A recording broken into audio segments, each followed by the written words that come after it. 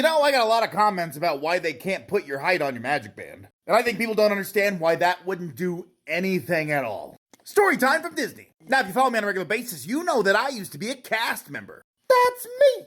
I was talking about height checks the other day and how Disney could not put any wristbands in place because people would mess it up. Somebody'd be out there on Etsy making wristbands and selling them to people so they wouldn't have to get height checked. So some theme parks use a wristband that if you have a certain color, you're not going to be able to ride certain rides. And people seem to want to know, why can't Disney use the Magic Bands and put it on there in the same way? And the main reason they're not going to do that is because it wouldn't help in any way. Disney has enough money to integrate bands into their parks. And they have enough technology that if they wanted to, they could do the same thing with your Magic Bands. But my thing is, why would they do that? When you go to an attraction that has a height requirement, a cast member will pull you over if they think you're not tall enough and check your height. And if everyone was wearing a band with their color for their height requirement, we would still have to pull you over and check your height. Because I can tell you, no cast member is going to trust your word for it. So then you'd have a band and also still be getting your height checked. Because it is safety critical, there's nothing about a band that's going to make me go, oh, well, you have one, well, you must be tall enough. And if you didn't know, cast members get really good at being able to see how tall you are from across the way. And people's idea is that you would get all this put on your Magic Band as you enter the park.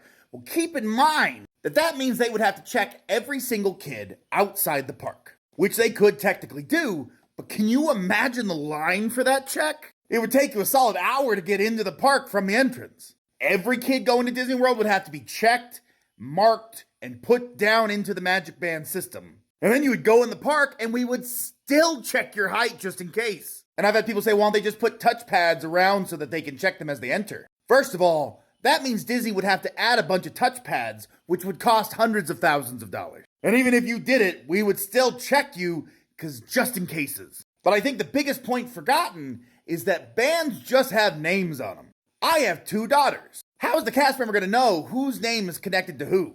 I could take my youngest in with my oldest Magic Band, and nobody would be the wiser. I had one person tell me, well, they should put the name and the age on there so then they wouldn't be able to switch Magic Band.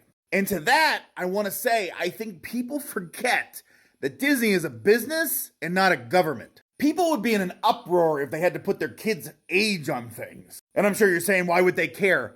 Oh, they would. And I want you to think that any of this would just add to your wait time. It wouldn't make things simpler. You would still get checked just in case and still have to have gotten checked at the entrance, which would cause so many guest disruptions and issues. Nothing in a Disney park would be safe with a trust me bro mentality. And this is coming from a person that hated doing height checks. I would love for a new system to be put in place, but any system put in place would not be better than just checking them at the attractions. So here's what I'm going to tell to parents that get frustrated with height checks. First of all, it's for their safety. So I don't care whatever your problem is with it. It's for their safety. And secondly, the heights are on Disney's website. You can check them at any time. And if you are going with a child that might not be tall enough, you need to make sure that you know their height. And if you're going by the doctor's office, take off like an inch. It's better to overestimate than underestimate. And prepare your kids that they might not get to ride everything they want because they are not tall enough. Having yourself and your children have a realistic expectation about what their height is and what they might not be able to ride is very important to your vacation being good. And what you're never gonna do is fight with a cast member when your kid is not tall enough.